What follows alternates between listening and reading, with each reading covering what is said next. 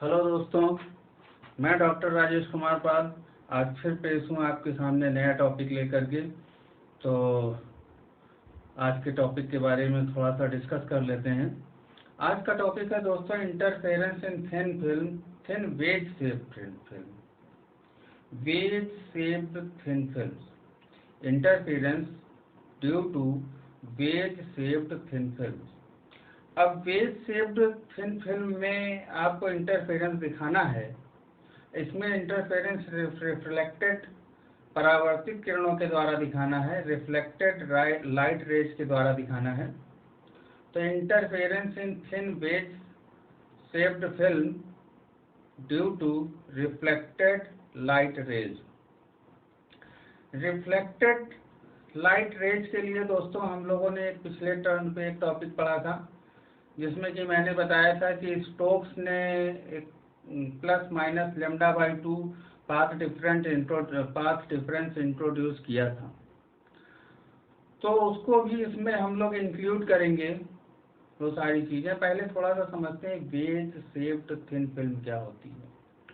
दोस्तों मान लेते हैं कि हमारे पास कोई एक प्लेन ग्लास प्लेट है। दोस्तों इस तरीके से हमारे पास कोई एक प्लेन ग्लास प्लेट है और दोस्तों इस पे हमने हमने प्लेनो कॉन्वेक्स लेंस रखना है, यानी कि समतलोत्तल, अर्थात जिसका एक तरफ भाग समतल हो और दूसरी तरफ भाग उत्तल हो। तो उत्तल वाला साइड हम प्लेन ग्लास प्लेट पे रखेंगे दोस्तों, तो ये उभरा वाला हिस्सा जो है वो प्लेन ग्लास प्लेट पे इस तरीके से आएगा।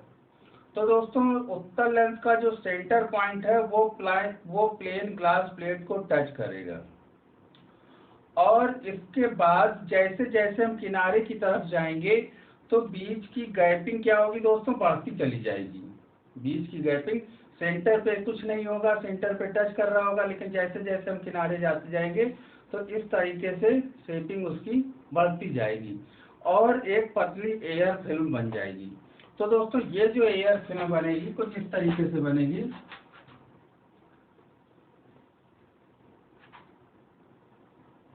ये दोस्तों ये हमारे पास कुछ एक इस तरीके से फिल्म बनती जाएगी जो सेंटर पे कांटेक्ट पे रहेगी और किनारे की तरफ हम जाते जाएंगे तो फिल्म की मोटाई बढ़ती जाएगी।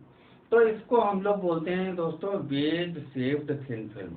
अब हमें वेज शेप्ड थिन फिल्म के द्वारा इंटरफेरेंस करके दिखाना है दोस्तों, तो वो हम लोग इसमें करेंगे। तो चलिए दोस्तों शुरू करते हैं। पेन कॉपी साथ में लेकर के बैठिएगा दोस्तों, साथ साथ डायग्राम बनाएंगे तो ज्यादा समझ में आएगा।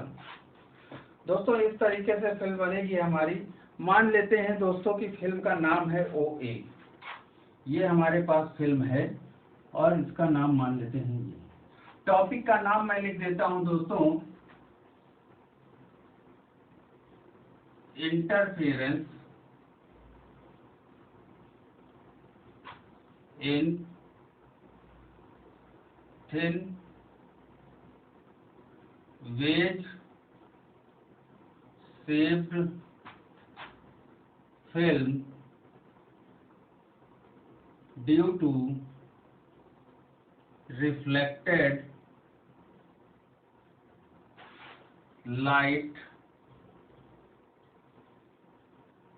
रेज। दोस्तों ये टॉपिक है हमारा, यानी कि थिन, पतली,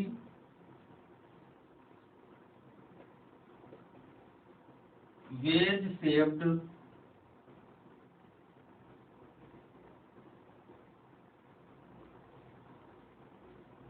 फिल्म में परावर्तित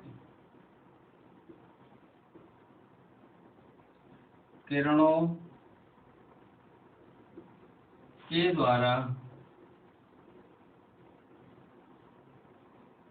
व्यतिकरण। दोस्तों ये हमारा टॉपिक है और आज हम लोग इस टॉपिक में इंटरफेरेंस को डिस्कस करने जा रहे हैं। तो आई होप कि टॉपिक सभी लोगों ने नोट कर लिया होगा, तो मैं टॉपिक को रब कर रहा हूं।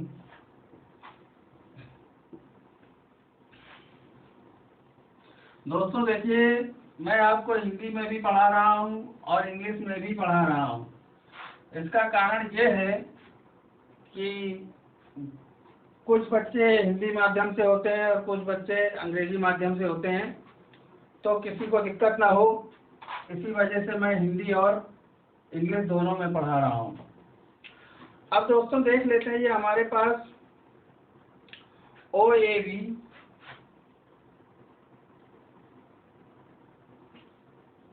AOB एक क्या है, वेज सेव थिन फिल्म है दोस्तों। अब हम क्या करते हैं, देखिए दोस्तों, इस पे एक अभिलंब डालते हैं। ये दोस्तों देखिए हमारे पास एक ये अभिलंब है। अब इस पर हम एक किरण इंसिडेंट कराते हैं। जब हम एक किरण यानी कि एक रे इंसिडेंट कराते हैं इस तरीके से दोस्तों, इस तरीके से, तो ये रे सीधे ना जाकर के अभिलंब की ओर झुक जाती है दोस्तों, इस तरह से।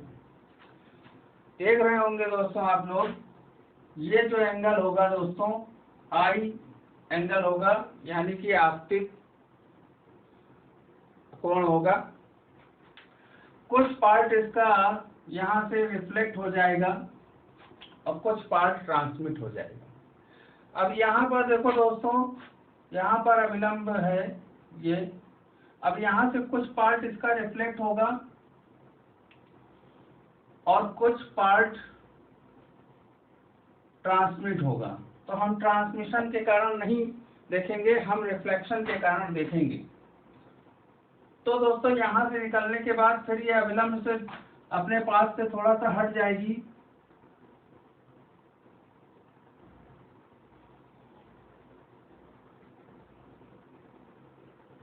इस तरह से दोस्तों इसका डायग्राम बनेगा। नाम रख लेते हैं दोस्तों। ये जो हमारे पास किरण आ रही थी, इसका नाम हम लोग S रख लेते हैं। और ये पॉइंट है, इसको हम P नाम दे देते हैं। मान लेते हैं SP एक रे है और वो इंसिडेंट होती है। इसी तरीके से दोस्तों ये हमारे पास जो रे है, इसका नाम Q मान लेते हैं और इसका नाम H मान लेते हैं। कुछ भी मान सकते हैं दोस्तों, मान लिया हमने। अब देखिए दोस्तों, फिल्म के बीच में यहाँ पर एयर है दोस्तों, फिल्म के बीच में एयर है और ये एयर फिल्म बनी हुई है। इससे हम लोगों को इंटरफेरेंस करा के दिखाना है। तो देखिए दोस्तों, थोड़ा सा बहुत आसान सा टॉपिक है ये। हम क्या करेंगे, ध्यान से देखिएगा दोस्तों। ये जो रिफ्रैक्टेड रेज है, इसको हम आगे बढ़ाते हुए इस तरीके से ड्रॉ करेंगे। ये डॉटेड लाइन के थ्रू हमने देखिए ड्रॉ कर दिया। और ये जो अभिलंब है, इसको भी बढ़ाएंगे इस तरीके से। और दोस्तों ये जो अभिलंब है, इसको भी इस तरीके से हम लोग बढ़ा रहे हैं।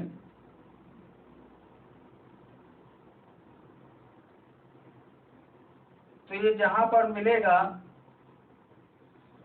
कोई कोण बनेगा। इसी तरीके से देखिए दोस्तों, इस रे से हम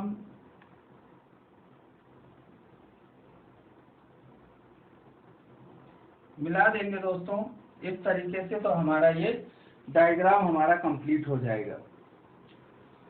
अब दोस्तों इसका हमें नेमिंग करनी है, तो हम इस पॉइंट को दोस्तों R मान लेते हैं और इस पॉइंट को L मान लेते हैं।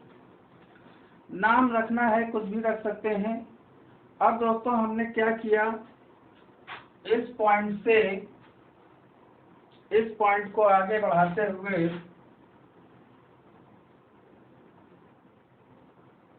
यहाँ पर मिला देते हैं दोस्तों। इसका कुछ नाम रख लेंगे, इसका नाम रख लेंगे हम लोग T। क्या नाम रख दिया, T नाम रख दिया। अब दोस्तों देखिए हमारे पास ये नाम नहीं है कि कहाँ से ये पी पॉइंट है कि यहाँ से लाइट रे रिफ्लेक्ट हो रही थी, इसका नाम हमको नहीं मालूम है। तो हमने नाम रख लिया है दोस्तों, इस पॉइंट का नाम रख लिया दोस्तों ई, और इस पॉइंट का नाम रख लिया हम लोगों ने एफ। मेरे ख्याल से सारे नाम रखे जा चुके हैं दोस्तों। अब हम क्या करते हैं, इस पॉइंट से इस रे पर एक परपेंडिकुलर ड्रॉ करते हैं। तो देखिए परपेंडिकुलर कुछ इस तरीके से ड्रॉ होगा। ये हमने इस पर परपेंडिकुलर ड्रॉ कर दिया और इस परपेंडिकुलर का नाम रख दिया दोस्तों एम। इसी तरीके से एफ से परपेंडिकुलर ड्रॉ करेंगे पीई पर। तो दोस्तों कुछ इस तरीके से परपेंडिकुलर ड्रॉ होगा। इसका नाम रख देंगे दोस्तों हम लोग एन। देखिए दोस्तों बिल्कुल समझ में आ रहा होगा डायग्राम, कोई समस्या नहीं होगी डायग्राम को समझने में। बहुत ध्यान से समझते चलिएगा। थोड़ा सा डायग्राम अब इस समय हल्का सा कॉम्प्लिकेटेड हो गया है। साथ साथ बनाएंगे तो दोस्तों कोई दिक्कत नहीं होगी, साथ साथ नहीं बनाएंगे तो भी कोई दिक्कत नहीं होगी, बाद में बनाएंगे तो कोई समस्या नहीं है। इस एंगल को दोस्तों हम मान लेते हैं थीटा। अब दोस्तों हमें सारे एंगल्स के नाम रखने हैं, सारे एंगल्स की वैल्यू लिखनी है, तो वो सारी हम वैल्यू लिखेंगे। तो दोस्तों यहाँ से शुरू करते हैं। देखिए दोस्तों ये आपतित किरण थी और ये परावर्तित किरण थी। एसपी आपतित किरण है और पीक्यू परावर्तित किरण है। तो देखिए दोस्तों दोनों कोण बराबर होंगे, यानी कि ये भी आई होगा, क्योंकि आपतन कोण परावर्तन कोण बराबर होते हैं। अब देखिए दोस्तों ये अभिलंब था, ये अभिलंब था दोस्तों, और ये आई है। तो इसका मतलब ये हुआ कि ये वाला जो कोण होगा 90 माइनस आई होगा दोस्तों। ये 90 माइनस आई होगा दोस्तों, ये वाला। तो ये 90 है दोस्तों, ये 90 है और ये 90 माइनस आई है, तो ये हो जाएगा दोस्तों हमारे पास आई। क्लियर हो रही होगी बात। अब देखिए ये अपवर्तित किरण थी दोस्तों, ये अपवर्तित किरण थी। तो अपवर्तित किरण और अभिलंब के बीच जो कोण बनता है उसको R से प्रदर्शित करते हैं। ये हमारे पास R अपवर्तित कोण हो गया या एंगल ऑफ रिफ्रैक्शन हो गया। अब देखिए दोस्तों थोड़ा समझने की कोशिश करिएगा कि हमारे पास देखिए ये वाला कोण 90 है, क्योंकि ये अभिलंब है। तो ये वाला कोण दोस्तों 90 है और ये थीटा है। तो ये वाला जो कोण होगा दोस्तों 90 माइनस थीटा होगा। ये 90 माइनस थीटा होगा, तो ये भी 90 माइनस थीटा होगा दोस्तों, क्योंकि मैंने आप लोगों को बताया था कि इस तरीके से कहीं पे एंगल बनेंगे तो वो दोनों इक्वल होंगे।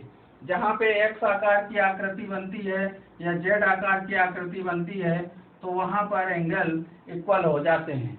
इसको शीर्षाभिमुख कोण कहते हैं और इसको एकांतर एंगल कहते हैं, एकांतर कोण कहते हैं। तो देखते हैं दोस्तों ये 90 माइनस थीटा हो गया, तो ये भी 90 माइनस थीटा हो गया। ये दोस्तों 90 था, तो ये भी हमारे पास क्या हो गया, थीटा हो गया। ये 90 माइनस थीटा, ये 90, तो ये हमारे पास हो गया थीटा। इतनी बात समझ में आ रही होगी दोस्तों, कोई समस्या नहीं होगी समझने में। जरा ध्यान से अगर आप पढ़ते चलेंगे, एक एक एंगल को समझते चलेंगे, तो बिल्कुल भी आपको समस्या नहीं होगी। मैं इस बात की आपको गारंटी देना चाहता हूँ। ध्यान से पढ़ेंगे, मन लगा करके पढ़ेंगे तो बिल्कुल भी समस्या नहीं होगी। लेकिन अगर मन नहीं लगाएंगे दोस्तों तो फिर बड़ी समस्या होगी, फिर तो इसको समझने में बहुत ही दिक्कत आने वाली है।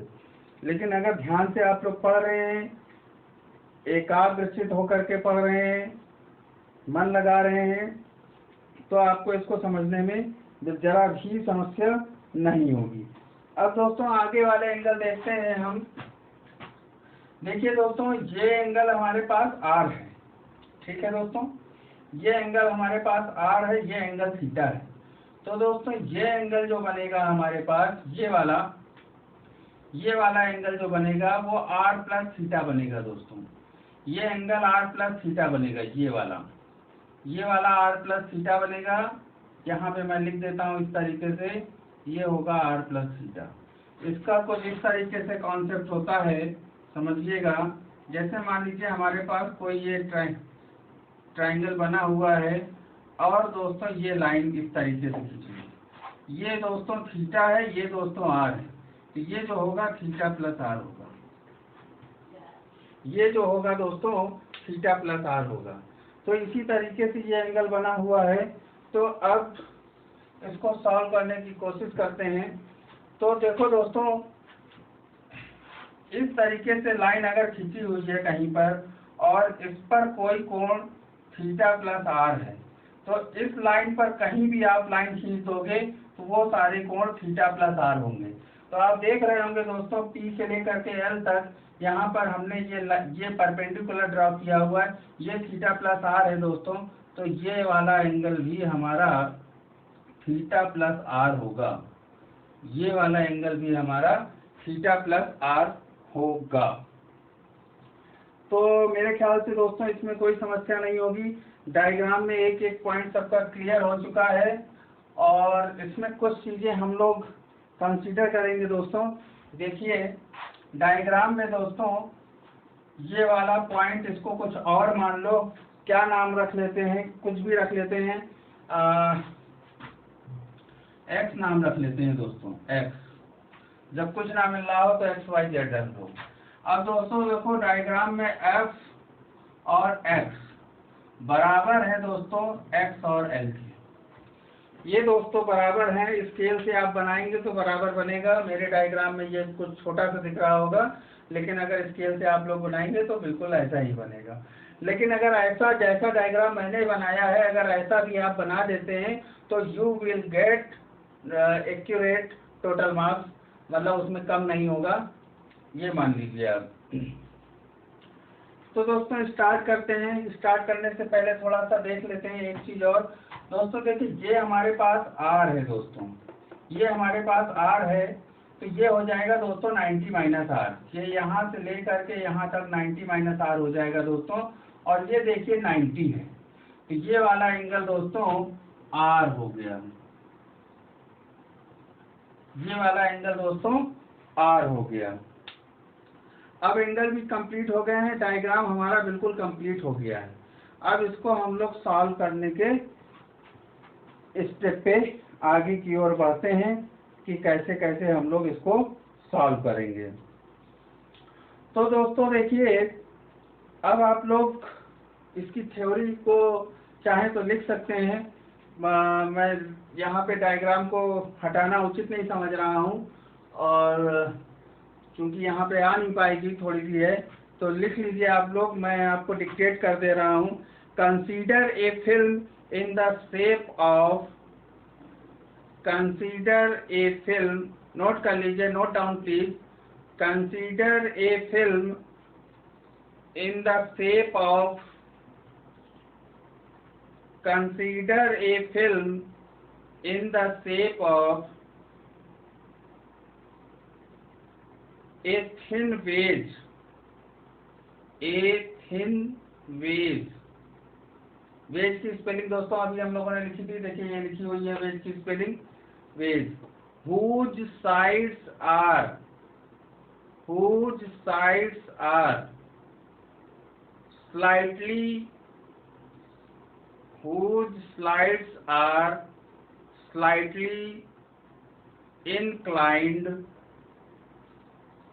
slightly inclined to each other at an angle theta, at an angle theta, full stop। Consider कर लेते हैं म्यू, इसका रिफ्रैक्टिव इंडेक्स है फिल्म का, तो लिखिएगा mu is refractive index of the film, mu is refractive index of the film,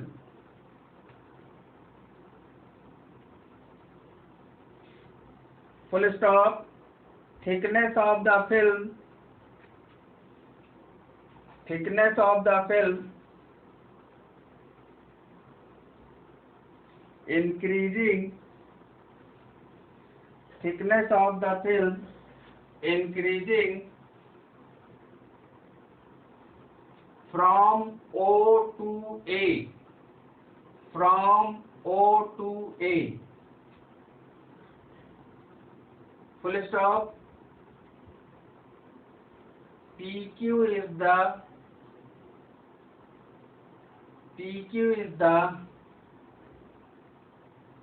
refracted rate.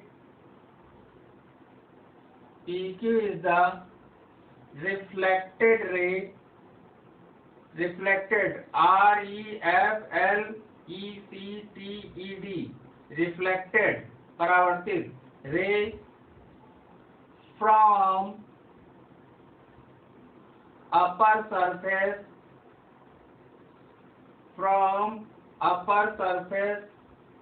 of the film, upper surface of the film. दोस्तों तो कुछ बच्चे हिंदी के होंगे, वो लिख लेते हैं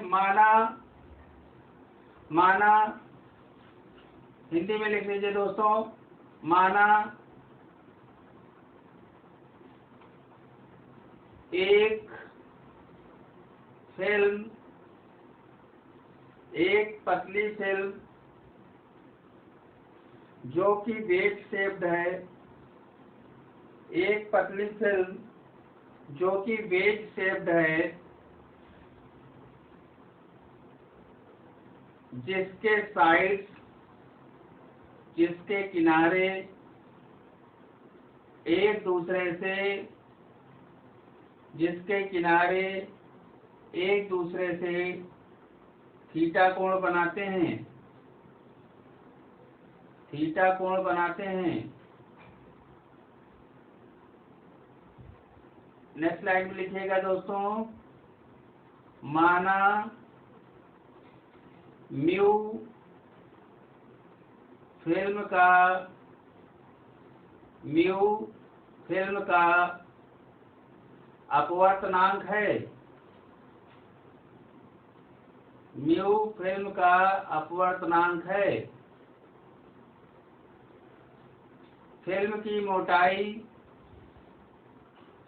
मोटाई O बिंदु से A बिंदु की ओर, O बिंदु से A बिंदु की ओर जाने पर बढ़ती है।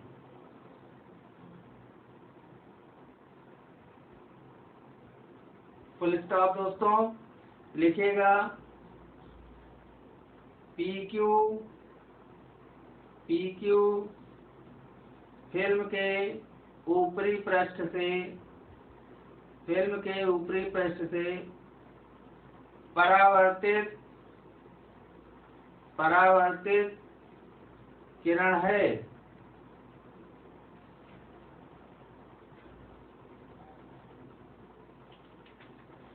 परावर्तित किरण है।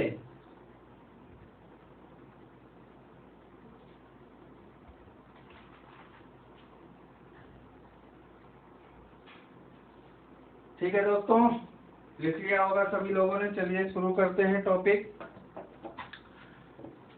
अब इसको दोस्तों, इसका पाथ डिफरेंस निकालना है और मैक्सिमा मिनिमा की कंडीशन निकालनी है।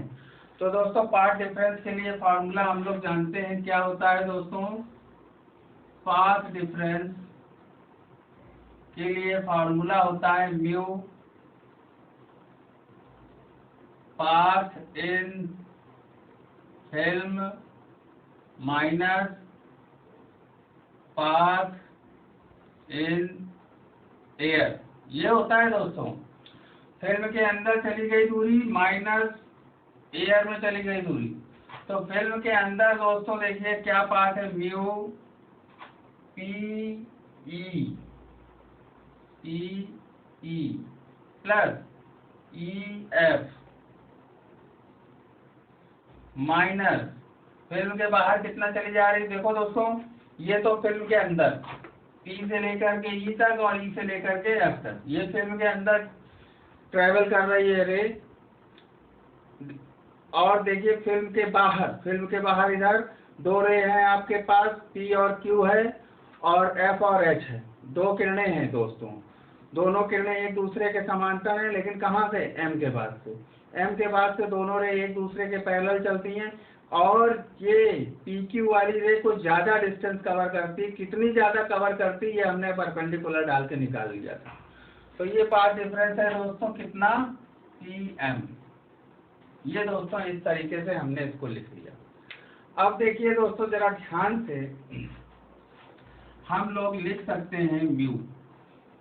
P से लेके E तक इसको दो पार्ट में तोड़ सकते हैं, PN plus NE, PN plus NE plus EF minus PF। ठीक है दोस्तों हम लोगों ने कंसीडर किया था कि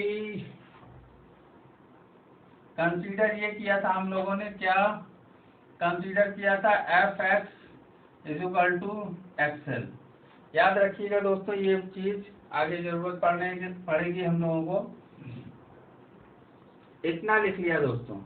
अब इतना लिखने के बाद दोस्तों हम लोग थोड़ा सा इसको सॉल्व करने की कोशिश करते हैं और कुछ वैल्यू निकालेंगे। तो देखिए हम लोग इन ट्राइंगल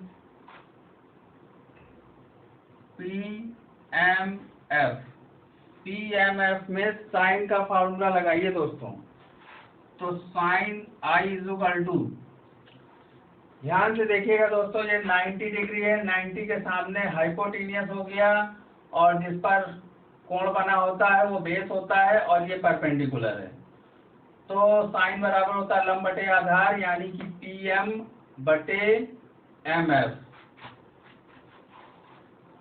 PM बटे MF, लंब बटे आधार नहीं होता, वो tan का होता है, लंब बटे कर्ण। साइन का फॉर्मूला लिख रहे हैं दोस्तों। तो PM हमारे पास लंब है और कर्ण है हमारे पास PF। ये है दोस्तों हमारे पास। तो ये हो गया दोस्तों। और अब इसी तरीके से फार्मूला लिख लेते हैं इसमें, इन ट्राइंगल, इसमें देख लीजिए PNF में, इसमें दोस्तों साइन R का फार्मूला लगा दीजिए। साइन R का फार्मूला लगाएंगे, ध्यान से देखिएगा दोस्तों, ये परपेंडिकुलर है हमारा, ये परपेंडिकुलर है तो ये हाइपोटेनियस हो गया और कोण बना है देखो इस पर, तो ये बेस हो गया, R बना है और ये PN अभिलंब हो गया। तो साइन R अभिलंब यानी कि लंब बटे PN बटे कर्ण, कर्ण कितना हो जाएगा दोस्तों? PF। ये हो जाएगा। देखिए दोस्तों हम लोगों ने साइन I निकाल लिया, साइन R निकाल लिया है। अब हम जानते हैं स्नेल्स लॉ। स्नेल्स लॉ क्या होता है दोस्तों? साइन I बटे साइन R। स्नेल्स लॉ होता है दोस्तों साइन I बटे साइन R। तो दोस्तों यहाँ पे देखो हम लिख सकते हैं PM बटे PF, इसमें लिख सकते हैं PN अपॉन PF। अब दोस्तों PF कट जाएगा, आपको मिल जाएगा PM upon PN is equal to mu. दोस्तों ये होता है। तो अब हम लोग लिख सकते हैं PM is equal to mu PN।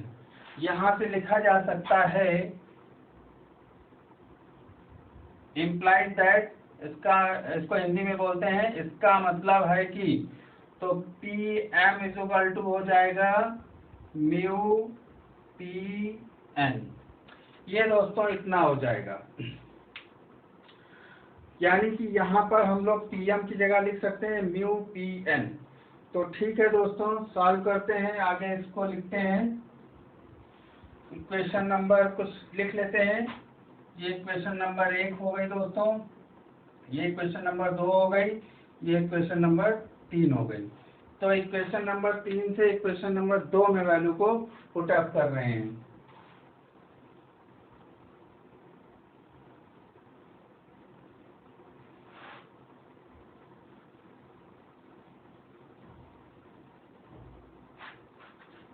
Equation number 3 and equation number 2 from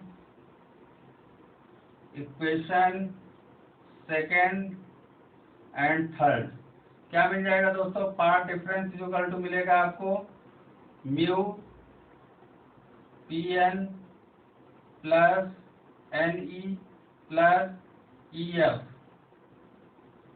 minus mu P N. ये दोस्तों हमने इतनी वैल्यू को लिख लिया। अब देखिए दोस्तों, अब हमको किसकी वैल्यू चाहिए? अब जब हमने ये वैल्यू इसमें पुट अप कर दिया है तो हाँ, अब हमने इस वैल्यू को इसमें पुट अप कर दिया। देखिए दोस्तों,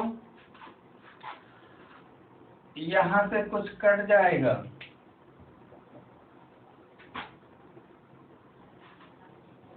क्या कटेगा? देखिए Pn यहाँ है, Pn यहाँ है, तो आपको मिल जाएगा म्यू, अंदर मिल जाएगा N E plus E F. दोस्तों इतना हमको ये मिल जाएगा। अब इसके आगे का स्टेप समझते हैं। अब देखिए दोस्तों, डायग्राम में इन डायग्राम देखो दोस्तों, ये ट्राइंगल और ये ट्राइंगल ये दोनों समरूप हैं। तो दोस्तों ये EL और EF ये इक्वल होंगे।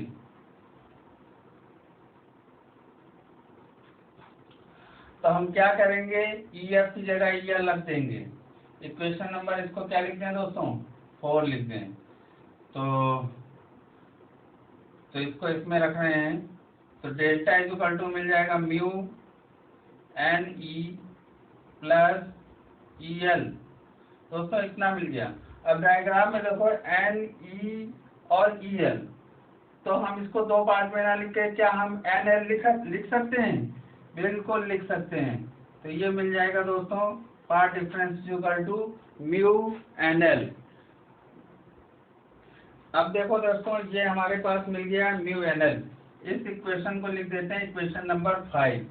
अब ये हमारे पास इक्वेशन नंबर 5 हो गई। अब जरा ध्यान से इसमें देखिएगा डायग्राम में।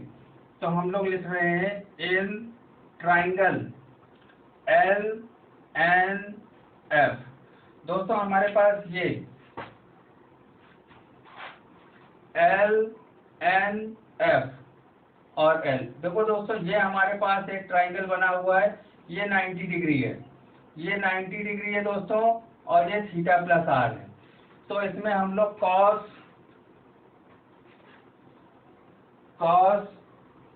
आर प्लस थीटा या थीटा प्लस आर लगा देते हैं। तो देखो दोस्तों, कॉस इक्वल टू होता है आधार बटे कर्ण, यानी कि बेस अपॉन हाइपोटेनियस। फिर वही बात आ जाती है दोस्तों, ये देखो हमारे पास 90 डिग्री है, ये 90 डिग्री है, तो ये हो गया दोस्तों हाइपोटेनियस, ये हाइपोटेनियस हो गया यानी कि कर्ण हो गया, और कोण बना है इस पर, यानी कि ये हो गया आधार। तो आधार हो गया NL, आधार हो गया NL, और कर्ण कितना हो गया यानी हाइपोटेनियस FL हो गया। दोस्तों बात समझ में आ रही होगी। अब देखो यहां से इसको रब कर रहे हैं ऊपर।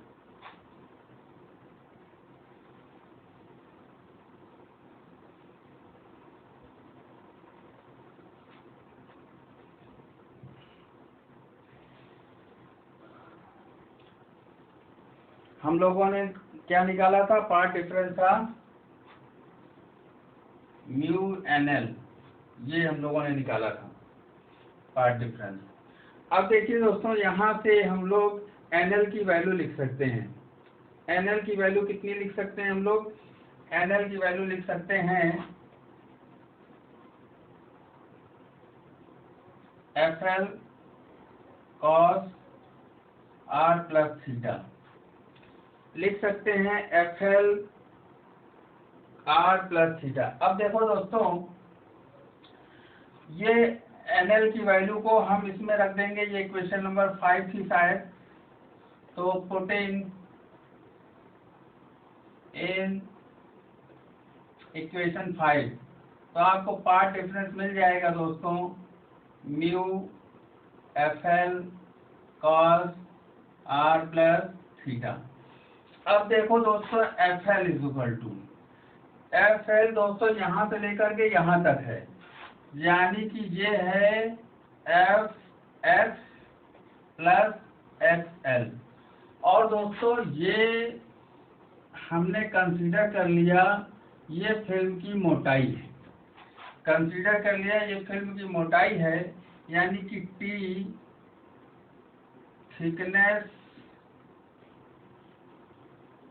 ऑफ फिल्म है, T बराबर है FX के बराबर है XL। ये दोस्तों हमने लिख लिया डायग्राम। ये तो मैं पहले से आपको बता रहा हूँ कि ये और ये इक्वल है, तो यहाँ FL की जगह इतना हम लिख सकते हैं और इसकी वैल्यू है T, तो ये दोस्तों 2T हो जाएगा। कितना हो जाएगा? 2T हो जाएगा। तो यहाँ पे हम लोग पार्ट डिफरेंस हमारे पास कितना आ जाएगा, twice mu T cos r plus theta, ये दोस्तों आ जाएगा। अब ये हमारे पास पाथ डिफरेंस आ गया है दोस्तों। हमेशा हम लोग पाथ डिफरेंस निकालते हैं। अब इसमें स्टोक्स की कंडीशंस लगाएंगे। स्टोक्स ने क्या कहा था, अकॉर्डिंग टू स्टोक्स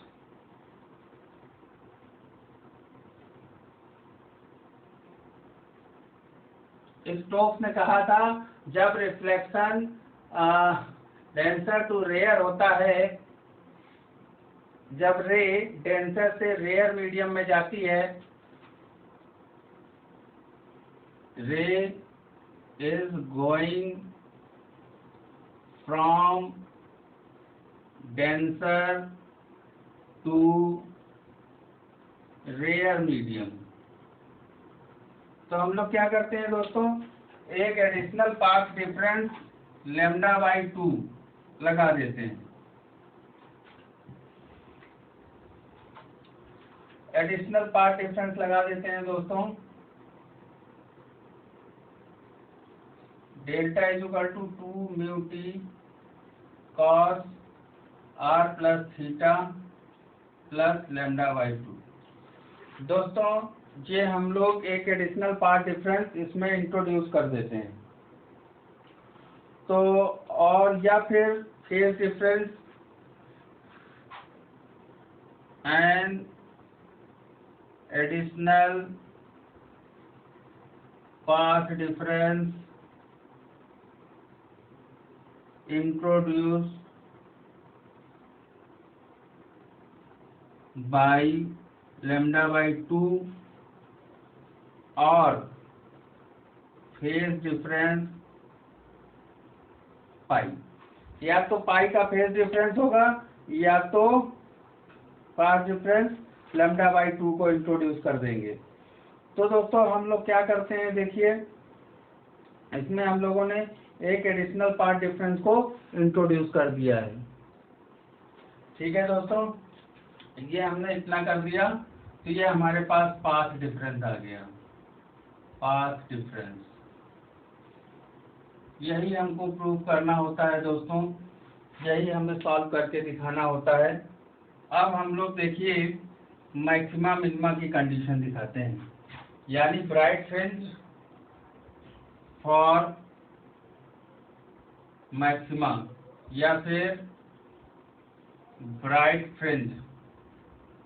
तो देखो दोस्तों, path difference equal to n lambda होता है, तो ब्राइट फ्रिंजें बनती हैं, तो twice mu T cos r plus theta plus λ/2 equal to n lambda. दोस्तों जब ऐसी कंडीशन होती है तो ब्राइट फ्रिंज बनती है, लिखेंगे 2 mu T cos r plus theta equal to N lambda minus lambda by 2 बराबर लिख सकते हैं 2n माइनस 1 लेमडा बाई 2। ये ब्राइट फ्रिंज की कंडीशन है दोस्तों। और फॉर डार्क फ्रिंज या फिर मिनिमा के लिए, फॉर मिनिमा के लिए बेटा पाथ डिफरेंस जब हमारा 2n प्लस 1 लेमडा बाई 2 होता है, तब हमारा डार्क फ्रिंज बनती है। तो पाथ डिफरेंस है हमारे पास twice mu T cos r plus theta plus lambda by 2 is equal to, हम इतना ही फिर लिख देंगे 2n, अलग अलग करके लिख लो दोस्तों। इसको लिखेंगे n lambda plus lambda by 2। तो दोस्तों लेमडा बाई 2 कट जाएगा, लेमडा बाई 2 कैंसिल आउट हो जाएगा। हमको क्या मिल जाएगा, twice mu T cos r plus theta is equal to n lambda. ये दोस्तों हमारे पास ये डार्क फ्रिंज की कंडीशन आ जाएगी मिनिमा के लिए, और इतना ही हमको करके दिखाना होता है। तो दोस्तों आई होप कि आप लोगों ने इस टॉपिक को एंजॉय किया होगा। इतना ही करके दिखाना होता है दोस्तों। अगर इतना आप कर देते हैं तो आपको ये पूरे नंबर मिलेंगे दोस्तों। ये क्वेश्चन लॉन्ग में आता है दोस्तों, इसको अच्छे से प्रिपेयर करिए। आई होप आप सभी लोगों को टॉपिक समझ में आ गया होगा, कोई समस्या नहीं आ रही होगी दोस्तों। अच्छे से अगर आप इसको 3-4 बार अपने हाथों से प्रैक्टिस कर लेंगे तो आपको बहुत अच्छे से क्लियर हो जाएगा और कहीं भी कोई समस्या नहीं आएगी। इनकेस अगर कहीं कोई समस्या आती है तो आप हमको कमेंट्स कर सकते हैं। कमेंट्स करिए दोस्तों, कहीं पे कोई दिक्कत आती है कमेंट्स बॉक्स में आप अपने प्रॉब्लम को लिख करके भेज सकते हैं। तो I will surely solve that problem. तो इसी होप के साथ उम्मीद करता हूँ कि टॉपिक आप लोगों को अच्छे से क्लियर हो गया होगा। तो आज के लिए दोस्तों थैंक यू। अब हम लोग नेक्स्ट वीडियो में मिलेंगे एक नए टॉपिक के साथ। ठीक है दोस्तों।